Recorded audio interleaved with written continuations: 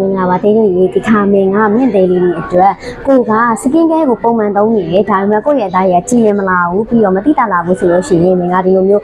facial secret လေးတွေတို့ clay mask လေးတွေကိုသုံးကြည့်ဖို့မင်ကတော့ comment ပေးခြင်းနဲ့အခုမင်ပြပြပေးမှာကကြတော့ဒီ lab လေးရဲ့ black sugar secret လေးရဲ့ကျေကျုံးဖုတ်ကန်နဲ့ clay mask လေးရဲ့ဆိုပြီးတော့နှစ်မျိုးလုံးကိုမင်ကပြပြပေးမယ်နော်ဒီ